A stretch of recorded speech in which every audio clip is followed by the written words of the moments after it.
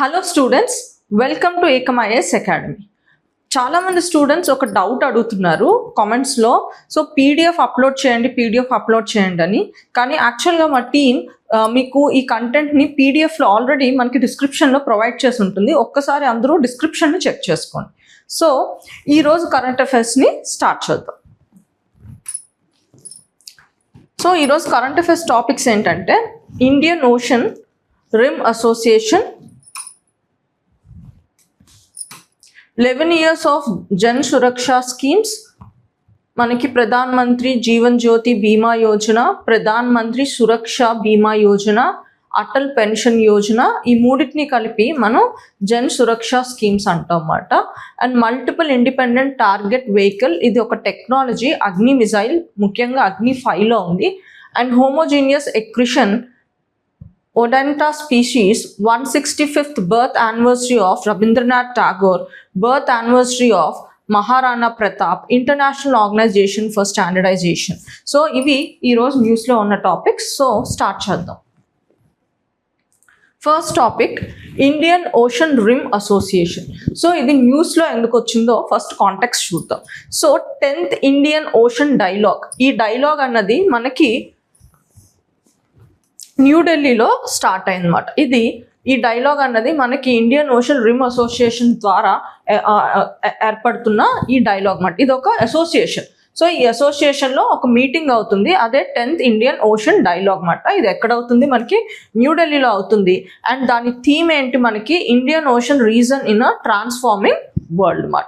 So ఇక్కడ ఈ theme ప్రకారం మనకి ఈ మీటింగ్ పెట్టుకోవాల్సిన బ్యాక్గ్రౌండ్ ఏంటో చూద్దాం. సో బ్యాక్గ్రౌండ్ ఏంటంటే మనకి backdrop of escalating west Asian conflict, west ఏషియాలో కాన్ఫ్లిక్ట్ అవుతుంది కదా. సో ఆ కాన్ఫ్లిక్ట్ బ్యాక్గ్రౌండ్గా మనకి ఈ మీటింగ్ అన్నది వాళ్ళు ఆర్గనైజ్ చేసుకున్నారు అన్నమాట. సో ఇక్కడ ఈ మీటింగ్లో disruptions in the straight of Hormuz, ఇలాంటి విషయాల గురించి మాట్లాడుకోవాలనుకుంటున్నారు. అండ్ ఇంకో విషయం మీరు తెలుసుకోవాల్సింది, మనకి ప్రస్తుతానికి ఇండియన్ ఓషన్ రిమ్ అసోసియేషన్కి ఇండియా అన్నది చైర్మన్షిప్ వహిస్తుంది. సో ఇండియన్ చైర్మన్షిప్ వహిస్తున్న టైం పీరియడ్ ఎంత? మనకి 2025 to 27 అన్నమాట. సో ఈ చైర్మన్షిప్ వహిస్తున్న టైంలోనే ఇండియా ఈ పర్టికులర్ టైంలో ఇండియా ఏ విజన్తో మనని ఈ పర్టికులర్ ఆర్గనైజేషన్ని లీడ్ చేయాలనుకుంటుందంటే మహాసాగర్ విజన్. సో ఈ మహాసాగర్ విజన్లో ఏ డైమెన్షన్స్ని ఇండియా ఫోకస్ చేస్తుందంటే maritime security, blue economy, governance and innovation under all levels అంటూ ఈ విజన్ ద్వారా ముఖ్యంగా ఈ డైమెన్షన్స్ని ఇండియా ఫోకస్ చేయాలనుకుంటుంది. అండ్ చైర్మన్షిప్ టైం పీరియడ్ అన్నది మీరు గుర్తుంచుకోండి, 2025 to 27 అన్నమాట. సో ఇప్పుడు ఈ ఆర్గనైజేషన్ గురించి మనం ఎగ్జామ్ పర్స్పెక్టివ్లో వివరాలు తెలుసుకోవాలి, వాటి స్ట్రక్చర్ గురించి. సో ముఖ్యంగా ఈ ఆర్గనైజేషన్ మనకి intergovernmental organisation formed on 7th March 1997, born from the vision shared by late South African President Nelson Mandela during his visit to India in 1995. So ఈ ఆర్గనైజేషన్ అన్నది మనకి నెల్సన్ మండేలా అతని vision బట్టి ఏర్పడిన organisation అన్నమాట. ఇది ఎప్పుడు మనకి ఎస్టాబ్లిష్ అయింది? 1997లో ఎస్టాబ్లిష్ అయింది అన్నమాట. సో ఇది ముందుగా దీన్ని ఏమని పిలిచేవారు అంటే ఇండియన్ ఓషన్ రిమ్ ఇనిషియేటివ్ అని చెప్పి పేరుతో పిలిచేవారు. లేటర్గా దాన్ని ఎలా మారిందంటే Indian Ocean Rim Association for Regional Corporation అని చెప్పి పేరు మార్చడం జరిగింది అన్నమాట. సో ఇక్కడ మనం ఇప్పుడు ఈ ఆర్గనైజేషన్ స్ట్రక్చర్ గురించి తెలుసుకుందాం. సో దీనికి ఒక సెక్రటేరియట్ ఉంటుంది. ఈ సెక్రటేరియట్ ఎక్కడ ఉంటుంది? మనకి ఇబేన్, మారిషస్లో ఉంటుంది అన్నమాట. So headed by the secretary general appointed for 3-year term అన్నమాట. అండ్ అలాగే దీనికి ఒక ఎపిక్స్ మేకింగ్ బాడీ, అంటే పాలసీ డెసిషన్స్ తీసుకోవడానికి ఒక బాడీ ఉంటుంది అన్నమాట. సో ఇది జనరల్గా మనకి ఎగ్జిక్యూట్ చేస్తుంది. ఇది ఏంటంటే మనకి దాని గురించి విషయాలు తీసుకోవాలో దాన్ని పాలసీ మేకింగ్ బాడీ అంటే మన పార్లమెంట్ లాగా. సో ఇది ఎపిక్స్ డెసిషన్ మేకింగ్ బాడీ, దాన్నే కౌన్సిల్ ఆఫ్ మినిస్టర్స్ అంటారు. అండ్ వీళ్ళు ప్రతి ఇయర్ మీట్ అవుతూ ఉంటారు అన్నమాట. అండ్ అంతేకాకుండా ఇంకొకటి, ఇది మేజర్లీ 6 క్రిటికల్ ఏరియాస్ మీద ఫోకస్ చేస్తూ ఉంటుంది. ఒకటి maritime security, trade and investment facilitation, fisheries management, disaster risk reduction, academic and scientific cooperation, tourism promotion and cultural exchange, and అలాగే blue economy and women's economic empowerment. ఈ డైమెన్షన్లో కూడా so ఇది focus చేస్తుంది అనమాట. ఈ డైమెన్షన్స్ అన్నవి మనకి తెలియాలి. అండ్ మనకి మెంబర్ కంట్రీస్ అన్నవి ముఖ్యంగా Asia, Africa, Oceania and Europe ఈ పర్టికులర్ ఖండాల నుంచి ఉన్నాయి. సో ఏషియా నుంచి మెంబర్ కంట్రీస్ ఎవరంటే India, Bangladesh, Indonesia, Iran, Malaysia, Maldives, Oman, Singapore, Sri Lanka, Thailand, UAE and Yemen మాట. ఆఫ్రికా నుంచి Kenya, Madagascar, Mozambique, Somali, South Africa, Tanzania, Comoros, Mauritius, Seychelles, and Oceania నుంచి Australia and Europe నుంచి France. So ఇలా మనకి member countries అన్నవి ఉన్నారన్నమాట. And అదే కాకుండా ఇందాక మనం ఏం చూసాం, టూ స్ట్రక్చరల్ ఆర్గనైజేషన్స్ చూసాం కదా. ఒకటి సెక్రటేరియట్ అని, ఇంకొకటి కౌన్సిల్ ఆఫ్ మినిస్టర్స్, ఇది ఎపిక్స్ పాలసీ మేకింగ్ బాడీ అని చెప్పి. అలాగే మనకి స్ట్రక్చర్లో ఇంకొకటి కూడా ఉంది, that is the committee of senior officials మాట. సో వీళ్ళు ఏం చేస్తారంటే మనకి meets twice a year, so 2 సార్లు ఇయర్కి కలిసి, సో వాళ్ళు ఏంటంటే ఆల్రెడీ తీసుకున్న డెసిషన్స్ ఎలా ఇంప్లిమెంట్ అవుతున్నాయి ఏంటి అన్న విషయాల గురించి చర్చిస్తారు అన్నమాట. సో ఇందులో ఏంటంటే మనకి ఈ organisation work and implement policies of projects suggested by officials, business groups and academics for the welfare of the Indian Ocean countries. So ఆ పాలసీస్ని ఎలా ఇంప్లిమెంట్ చేయాలి అని చెప్పి మనకి officials, business groups and academics వీళ్ళందరూ కలిసి చర్చిస్తూ అండ్ స్టేటస్ని చూస్తూ ఉంటారు అన్నమాట. ఆ బాడీనే మనం కమిటీ ఆఫ్ సీనియర్ అఫీషియల్స్ అని చెప్పి అంటున్నాం. అండ్ ఇంకొకటి ఏంటంటే యునీక్ ఇన్స్టిట్యూషన్ ఇక్కడ మనకి ఈ ఆర్గనైజేషన్లో ఉన్నది ట్రోకియా అన్నమాట. ఈ ట్రోకియా ఏంటంటే మనకి ఇప్పుడు ఇండియా చైర్ చేస్తుందని చెప్పాను కదా. సో అలాగే ఇక్కడ ఈ ట్రోకియా సిస్టంలో ఏంటంటే 3 మెంబర్ లీడర్షిప్ మెకానిజం అన్నమాట.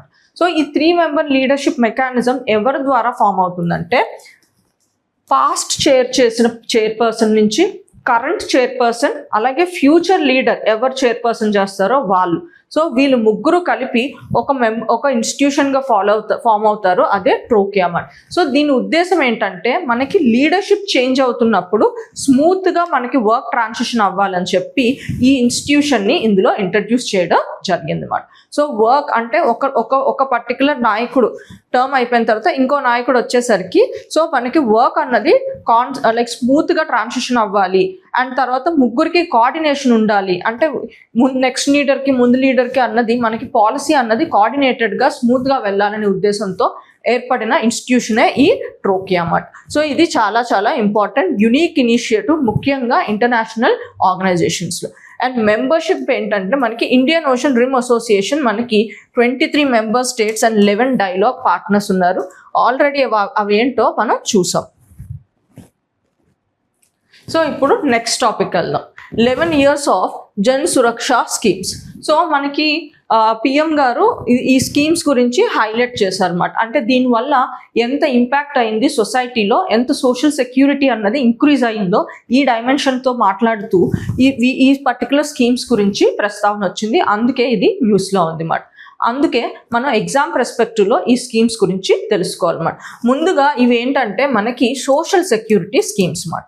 సోషల్ సెక్యూరిటీ స్కీమ్స్ అంటే ముఖ్యంగా అన్ఆర్గనైజ్ సెక్టర్స్ అన్నమాట. అన్ఆర్గనైజ్ సెక్టర్ అంటే మనకి ఇప్పుడు ఏమైనా బిజినెస్లు అయినా ఏమైనా పనులైనా గవర్నమెంట్కి రిజిస్టర్ కాకుండా చేసే పనులు ఏవైనా ఉంటే దాన్ని అన్ఆర్గనైజ్ సెక్టర్ అంటారు. ఉదాహరణకి స్ట్రీట్ వెండింగ్. సో అది మనకి కాయగూరలు అవి రోడ్ల మీద అమ్ముతారు కదా. సో వాళ్ళు ఏంటి గవర్నమెంట్తో రిజిస్టర్ అవ్వరు. సో ఇదేంటి అన్ఆర్గనైజ్ సెక్టర్కి వస్తుంది. అలాగే డొమెస్టిక్ హెల్పర్స్, సో వీళ్ళు కూడా మనకి అన్ఆర్గనైజ్ సెక్టర్లోకి వస్తారు అన్నమాట. ఇలా పనిచేస్తున్న వాళ్ళని మనం అన్ఆర్గనైజ్ సెక్టర్ అంటారు. సో జనరల్గా వాళ్ళకి మనకి సోషల్ సెక్యూరిటీ అంటూ ఉండదు. అంటే పేడ్ లీవ్స్ అని చెప్పి, అలాగే వాళ్ళకి పెన్షన్ ఫెసిలిటీ అని, పేడ్ లీవ్స్ అని, అండ్ ఇంకా సోషల్ సెక్యూరిటీ బెనిఫిట్స్ ఏవి, అంటే హెల్త్ ఇన్సూరెన్స్ ఇలాంటివి ఏవి ఉండవన్నమాట. సో ఇలా మన అనార్గనైజ్ సెక్టర్ని ప్రొటెక్ట్ చేయడానికి వచ్చిన స్కీమ్సే ఈ స్కీమ్స్ అన్నమాట. వీటినే జన సురక్ష స్కీమ్స్ అంటారు. సో ఈ మూడు స్కీమ్స్ అంటే మనకి ప్రధాన్ మంత్రి జీవన్ జ్యోతి బీమా యోజన, ప్రధాన్ మంత్రి సురక్ష బీమా యోజన, అటల్ పెన్షన్ యోజన. సో ఈ సోషల్ సెక్యూరిటీ ప్రకారం ఈ స్కీమ్స్ ప్రకారం ఇన్సూరెన్స్ అండ్ పెన్షన్ ఫెసిలిటీస్ అన్నవి ప్రొవైడ్ చేస్తున్నారు అన్నమాట. మీరు నాకు కామెంట్స్లో ఈ స్కీమ్స్ అన్నవి ఏ మినిస్ట్రీ ద్వారా రన్ అవుతున్నాయో నాకు కామెంట్ సెక్షన్లో చెప్పండి. సో ఇప్పుడు స్కీమ్ స్పెసిఫిక్ డీటెయిల్స్లోకి వెళ్దాం. సో స్కీమ్ ప్రధాన్ మంత్రి జీవన్ జ్యోతి బీమా యోజన.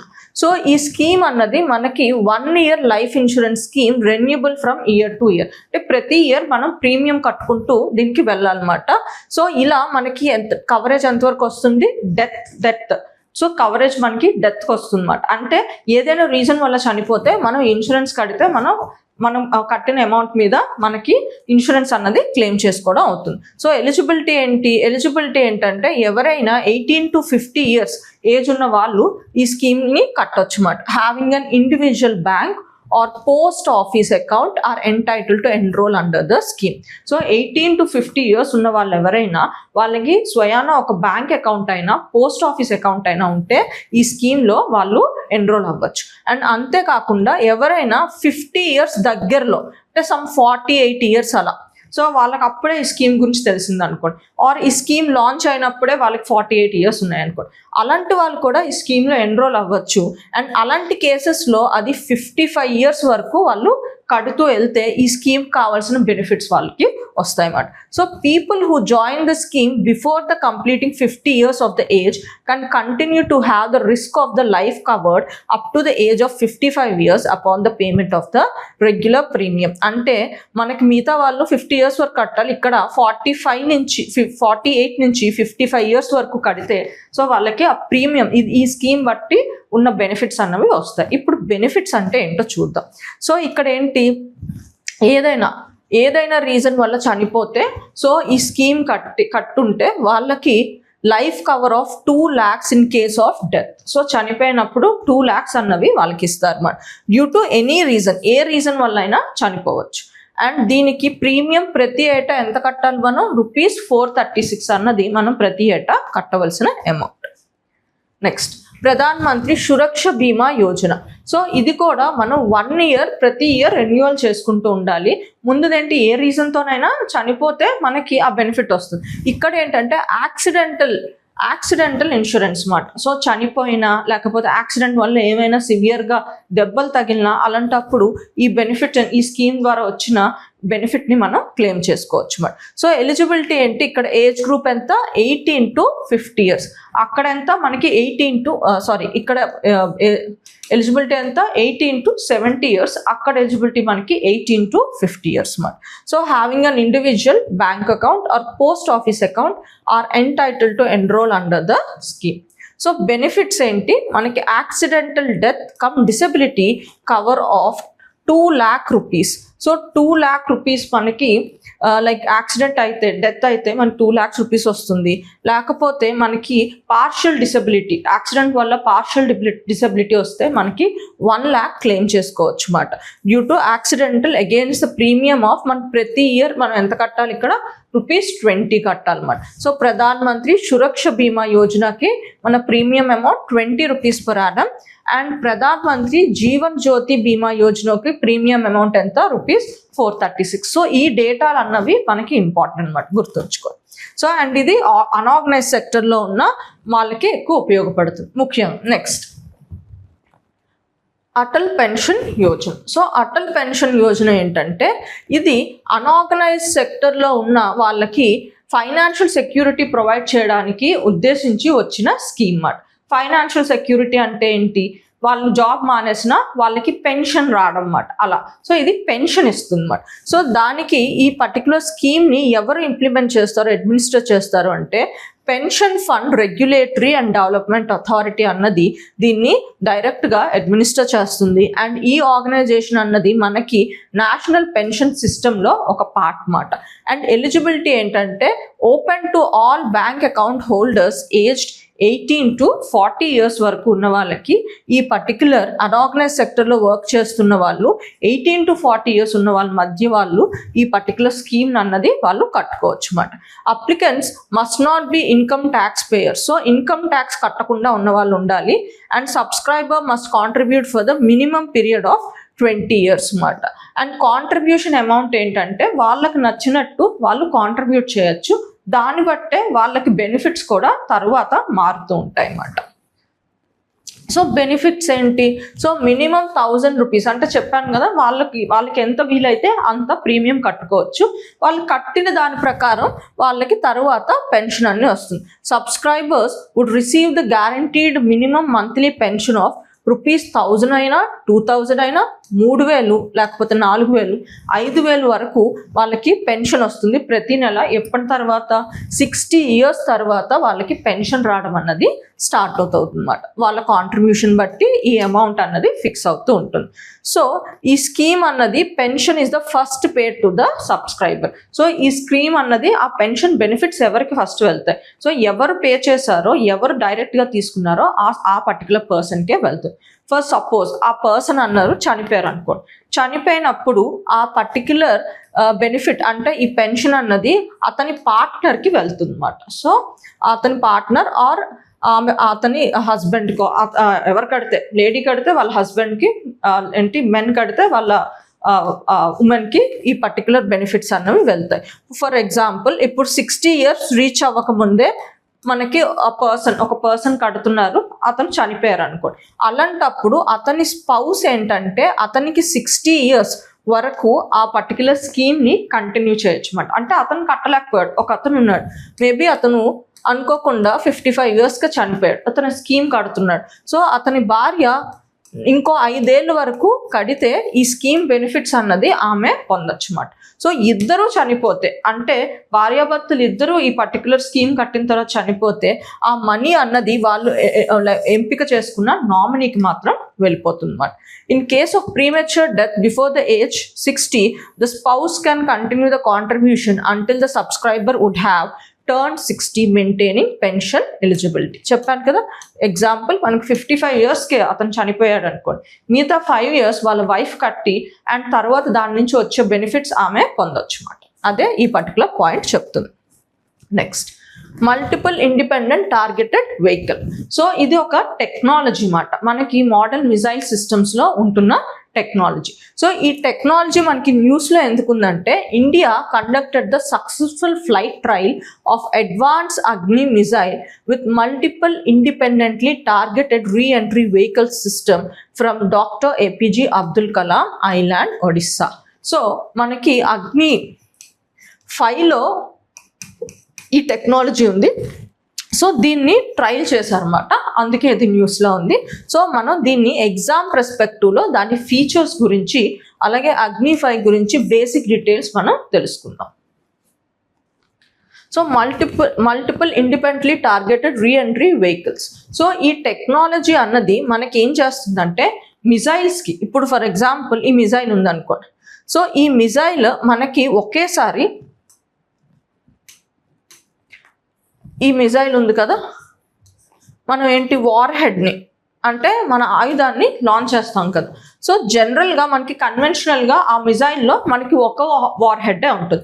కానీ ఈ మల్టిపుల్ ఇండిపెండెంట్లీ టార్గెటెడ్ రీఎంట్రీ వెహికల్లో ఏంటంటే, మనం ఒకే మిజైల్ని పంపిస్తూ ఒకేసారి మల్టిపుల్ టార్గెట్స్ని గురిపెట్టచ్చు, అలాగే మల్టిపుల్ వెపన్స్ని కూడా మనం పంపించవచ్చు అన్నమాట. ఉదాహరణకి ఇప్పుడు ఒక బస్సు ఉందనుకోండి. సో బస్లో మనకేంటి పబ్లిక్ ట్రాన్స్పోర్ట్గా వాడతాం కదా. సో ఈ బస్లో మనకేంటి చాలా మందిని, ఒక 10 to 20 to 30 మెంబర్స్ని ఒకేసారి తీసుకెళ్ళొచ్చు. అండ్ ఈ బస్ అన్నది మనకి మల్టిపుల్ స్టాప్స్లో ఆపుతూ వీళ్ళని వాళ్ళ డెస్టినేషన్కి చేర్చుతుంది అన్నమాట.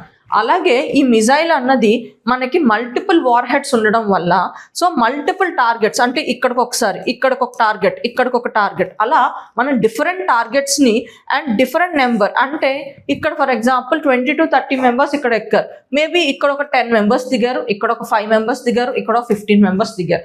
అంటే మల్టిపుల్ టార్గెట్స్కి మనం వెళ్తున్నాము.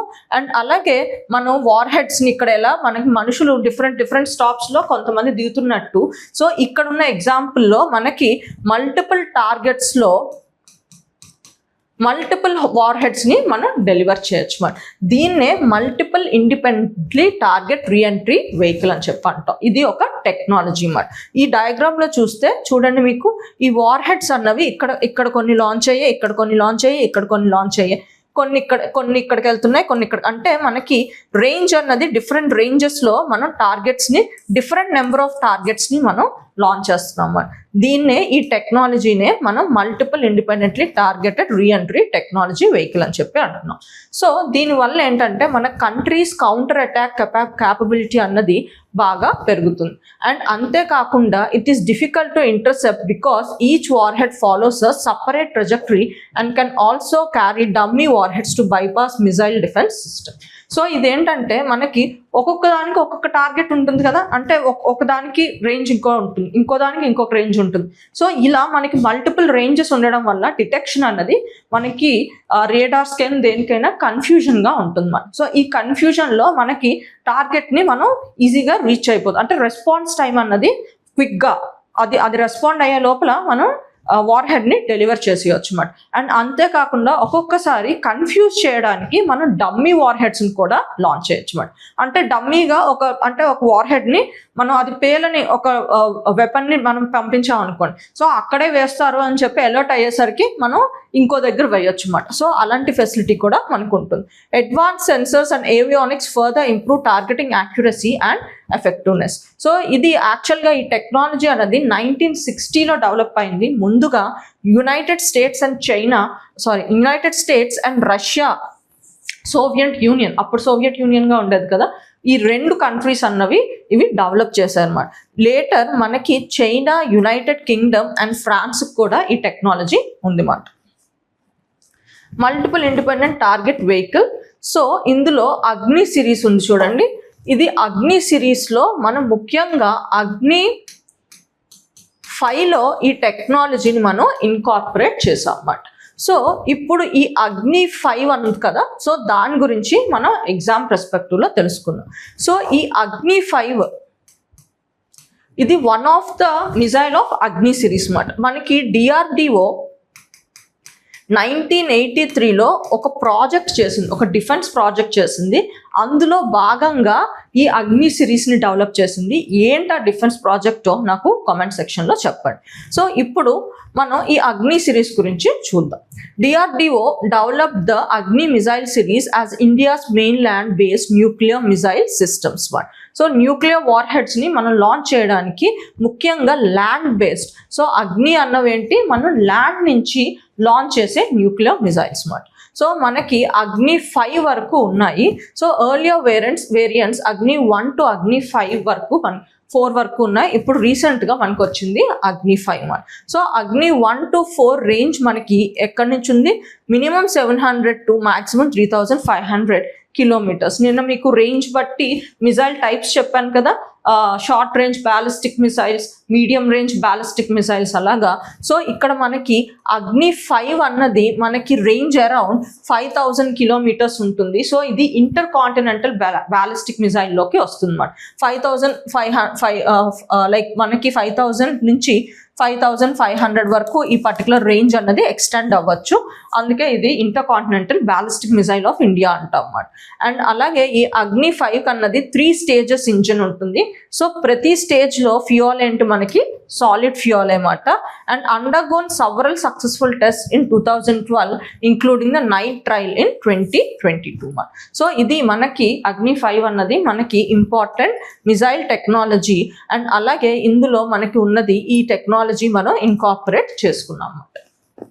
Next homogeneous accretion. So న్యూస్లో ఎందుకు, nature astronomy study founded that earth form mainly from the local inner solar system materials through a process called homogeneous accretion. So homogeneous accretion అంటే ఇది ఒక ప్లానెటరీ ఫార్మేషన్ మోడల్. అంటే మనకి ఈ particular study ఏం చెప్తుందంటే ఎర్త్ అన్నది మనకి సోలార్ సిస్టంలో ఉన్న మెటీరియల్స్తోనే ఫామ్ అయ్యింది అని చెప్తుంది.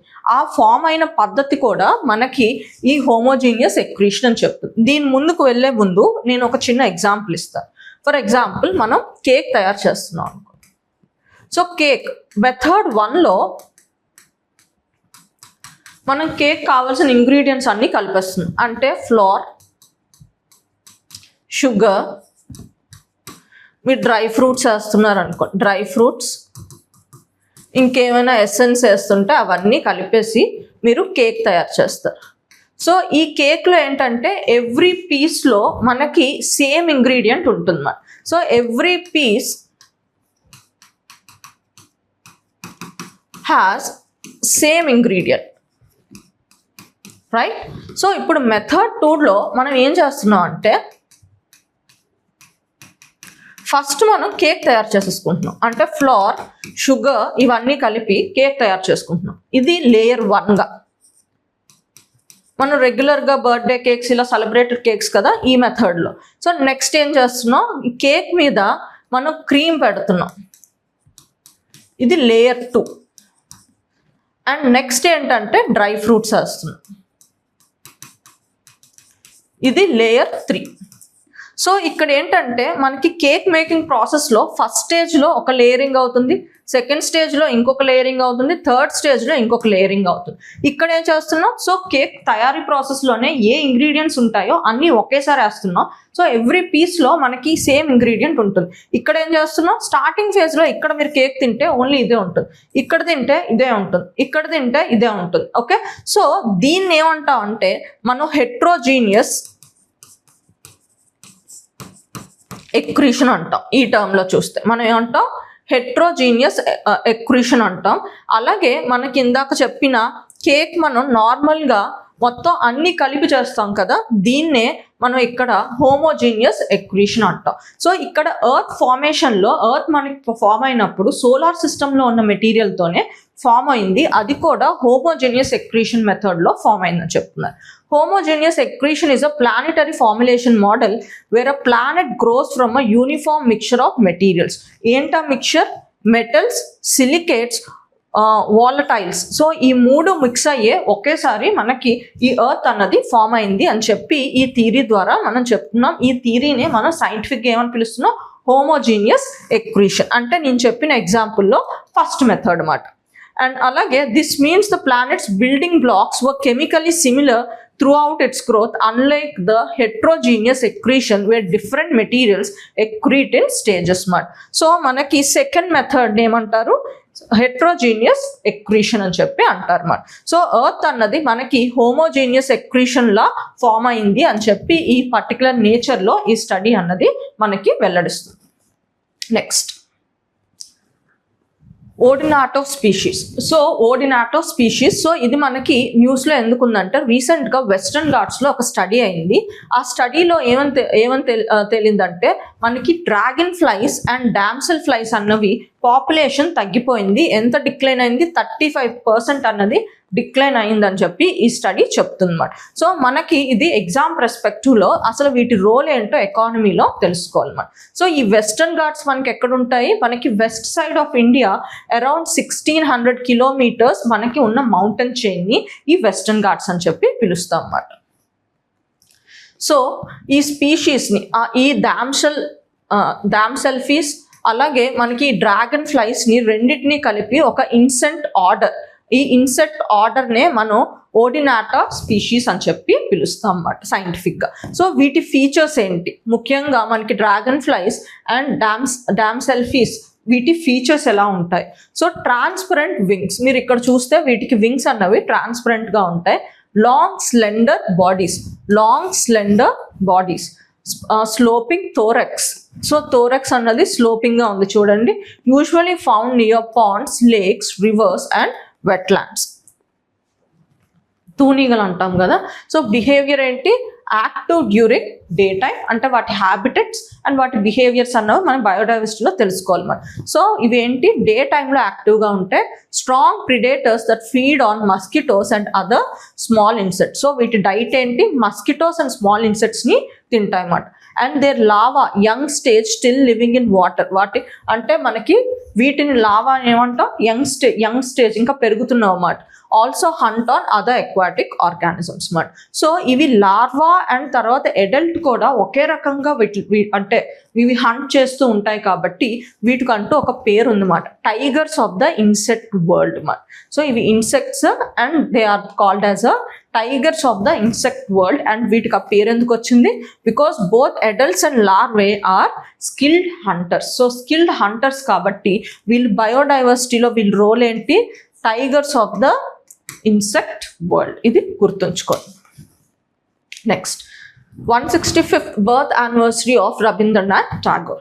సో మనకి 156th birth anniversary of Rabindranath Tagore కాబట్టి పిఎం మోడీ గారు ఆ సందర్భంలో మనకి రవీంద్రనాథ్ ఠాగూర్ కాంట్రిబ్యూషన్స్ గురించి చెప్తూ వచ్చారన్నమాట. సో మనం కూడా ఎగ్జామ్ పర్స్పెక్టివ్లో ఈ హిస్టారియన్ గురించి అండ్ ఈ ఫేమస్ పర్సనాలిటీ గురించి మనం తెలుసుకోవాలి. రవీంద్రనాథ్ ఠాగూర్ ఎప్పుడు పుట్టారు మనకి, May 7th 1861 ఇన్ కలకత్తా పుట్టారు. అండ్ అతని బర్త్డేని యాక్చువల్గా వెస్ట్ బెంగాలీలో పోచీషే బైశాఖి అనే రోజుగా ప్రత్యేక రోజుగా సెలబ్రేట్ చేసుకుంటారు అన్నమాట. So he was an Indian polymath. Polymath అంటే మనకి డిఫరెంట్ ఏరియాస్ ఆఫ్ నాలెడ్జ్లో, డిఫరెంట్ ఏరియాస్ ఆఫ్ సబ్జెక్ట్స్లో డీప్ నాలెడ్జ్ ఉన్న వాళ్ళని పాలీమ్యాథ్ అంటారు అన్నమాట. సో ఇతను ఇండియన్ పాలీమ్యాథ్ అన్నమాట. ఎందుకంటే అతనికి చాలా సబ్జెక్ట్స్ మీద మంచి అవగాహన, మంచి డీప్ నాలెడ్జ్ ఉంది అన్నమాట. So poet, writer, play writer, composer, philosopher, social reformer, painter, ఇలా అతను చాలా వివిధ రంగాల్లో అతనికి చాలా మంచి ప్రఖ్యాత పొందారన్నమాట. అండ్ అలాగే మంచి జ్ఞానం కూడా ఉంది అందులో.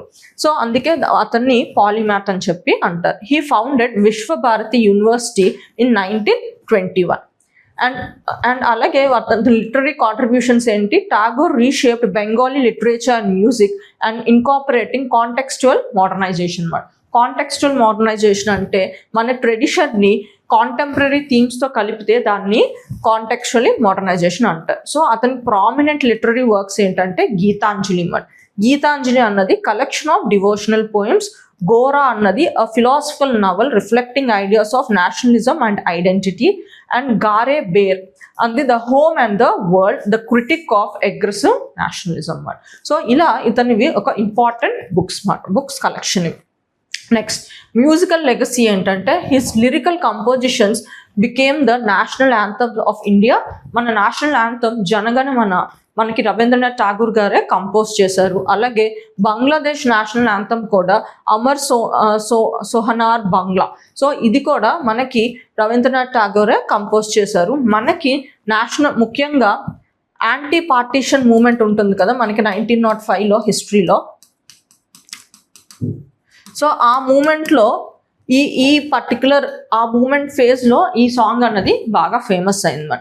అండ్ అలాగే మనకి హిస్ సాంగ్ అతను కంపోజ్ చేసిన సాంగే బంగ్లర్ మాటి బంగ్లర్ జోల్ అనే ఈ సాంగ్నే వాళ్ళు West Bengal adopted as a state anthem of West Bengal అన్నమాట. అంటే soil of Bengal and water of Bengal అన్నమాట meaning.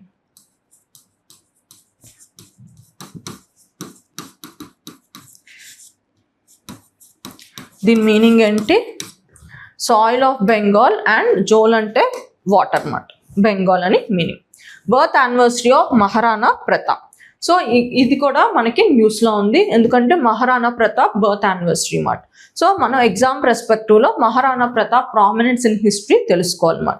He was born on May 9th 1540 in Kumbhalgarh Rajasthan అన్నమాట. So he is son of Maharana Udai Singh of Sisodia clan of Rajputs. So వీళ్ళు మేవర్ ప్రాంతాన్ని పాలించే రాజులు అన్నమాట. సో మనకి మహారాణా ఉదయ్ సింగ్ కొడుకే ఈ మహారాణా ప్రతాప్ అన్నమాట. He widely revered as a legendary hero for his unwavering resistance against the expansionist policies of the Mughal emperor Akbar. So ఈ మనకి మహారాణా ప్రతాప్ అన్నది కాంటెంపరీ ఆఫ్ అక్బర్ మాట. సో అక్బర్ ఎక్స్పాన్షన్ మనకి వెస్ట్ సైడ్ ఎక్స్పాన్షన్ ని ఇతను చాలా బాగా కౌంటర్ చేశారు అన్నమాట, చాలా బ్రేవ్గా. ఒకటి మెయిన్ ఇంపార్టెంట్ వార్స్ ఏంటి అతని లైఫ్ పీరియడ్లో, battle of Haldighati. So battle of Haldighati అన్నది మనకి 1576లో అయ్యింది and fought between Maharana Pratap and Mughal forces led by Raja Man Singh I of Ambermad. The battle is famous for the historic Rajput resistance against the heavy odds. So even manaki Mughal సైన్యం అంటే చాలా పెద్దది కదా, so దాన్ని చాలా బ్రేవ్గా resist చేస్తూ and ఈ బ్యాటిల్ని కొనసాగించారు. అందుకే ఈ బ్యాటిల్ అనేది హిస్టరీలో మనకి చాలా ప్రామినెంట్ మాట. అండ్ అలాగే ఇక్కడ అతని గుర్రం చేతక్ కూడా it's very famous in the history because of his loyalty and bravery మాట. Battle of Dewair. సో ఇది 1582లో అయ్యింది. A significant turning point where Pratap's forces decisively defeated the large Mughal army, leading to the recovery of the most of his territory. So ముందు కోల్పోయిన territories అన్ని ఈ war ద్వారా మనకి మహారాణా ప్రతాప్ సింగ్ మళ్ళీ తిరిగి వెనక్కి తెచ్చుకోగలిగారు. So Colonel Tod, the famous British antiquarian, gave Pratap the title Leonidas of Rajasthan. So ఇతని బ్రేవరీకి చూసి మనకి కర్నల్ టాడ్ అన్నది ఈ టైటిల్ అతనికి ఇచ్చారన్నమాట. International Organization for Standardization. So ఇది న్యూస్లో ఎందుకుందంటే మనకి బ్యూరో ఆఫ్ ఇండియన్ స్టాండర్డ్ మనకి రీసెంట్గా International Organization for Standardization technical committee, so ఈ మీటింగ్ని మనకి ఆర్గనైజ్ చేస్తుంది. ఎవరు? బ్యూరో ఆఫ్ ఇండియన్ స్టాండర్డ్ మనకి ఆర్గనైజ్ చేస్తుంది. అండ్ ఈ మీటింగ్ థీమ్ ఏంటి? Space systems and operations. ఎక్కడ ఆర్గనైజ్ చేస్తుంది? న్యూఢిల్లీలో ఆర్గనైజ్ చేస్తుంది. సో అందుకే మనం ఎగ్జామ్ రెస్పెక్టివ్లో ఇంటర్నేషనల్ ఆర్గనైజేషన్ ఫర్ స్టాండర్డైజేషన్ గురించి అలాగే బ్యూరో ఆఫ్ ఇండియన్ స్టాండర్డైజేషన్ గురించి కూడా మనం తెలుసుకోవాలి. So International Organization for Standardization అంటే ఇది ఒక independent non governmental international organisation అన్నమాట. సో ఇక్కడ గుర్తుంచుకోవాల్సింది non governmental independent organisation. It's like a scientific study research చేయడానికి ఉన్న ఆర్గనైజేషన్ అన్నమాట. So it develops and publishes voluntary consensus based international standards. So international స్టాండర్డ్స్ని వాలంటరీగా అందరూ కలిపి ఒప్పుకొని వాలంటరీగా కొన్ని స్టాండర్డ్స్ని పబ్లిష్ చేస్తూ ఉంటుందన్నమాట. ఇది దీని ముఖ్య పని. సో దీని మెంబర్స్ ఎలా ఉంటారు? జనరల్గా మనకి మెంబర్షిప్ అన్నది వరల్డ్ కంట్రీస్ నుంచి వస్తాయి. ప్రతి కంట్రీ నుంచి ఒక మెంబర్ మనకి రిప్రజెంట్ చేస్తూ ఉంటారు. ఇండియా నుంచి బ్యూరో ఆఫ్ ఇండియన్ స్టాండర్డ్స్, ఈ బాడీ అన్నది ఇండియాని రిప్రజెంట్ చేస్తూ ఈ ఆర్గనైజేషన్లో ఉంది మాట.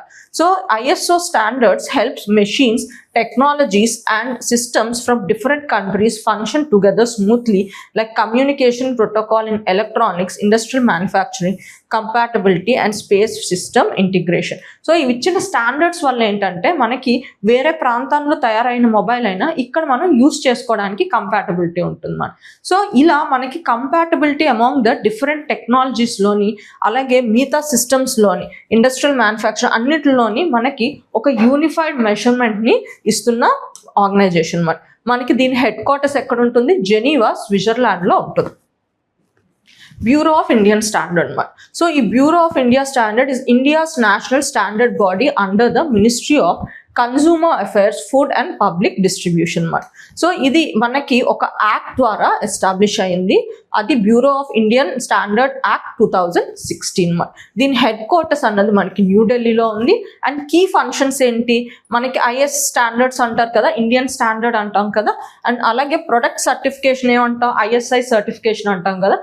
ఇవి ఈ సర్టిఫికేషన్ అది అంటే దాని క్వాలిటీ, ఇండియా తయారు చేసే ప్రొడక్ట్స్ క్వాలిటీని గ్యారంటీ ఇస్తూ మనం ఒక ముద్ర వేస్తాం కదా. ఆ ముద్ర ఎవరు వేస్తారంటే ఇలా మనకి బ్యూరో ఆఫ్ ఇండియన్ స్టాండర్డ్స్ అన్నది ఆ ముద్ర వస్తుంది. దాన్నే ISI మనం మార్క్ అంటాం అన్నమాట. Hall marking of precious metals and laboratory testing. So ఇలాంటివన్నీ మనకి స్టాండర్డ్స్, మన ప్రొడక్ట్ స్టాండర్డ్స్ని ప్యూరిటీని చెప్తూ ఇది మనకి ముద్ర వేస్తుంది అన్నమాట. సో కోర్ యాక్టివిటీస్ ఏంటంటే support national policies like make in India, digital India by ensuring quality and safe goods covering sectors from electronics to agriculture. So మనం తయారు చేసిన ప్రొడక్ట్స్ క్వాలిటీని ఎన్ష్యూర్ చేస్తూ ఇది వాటి స్టాండర్డ్స్ని ఏ స్టాండర్డ్తో మీరు మెజర్ చేసుకోవాలా అన్నది ఆ స్టాండర్డ్స్ని ఇది మనకి ఇస్తుంది. Thank you.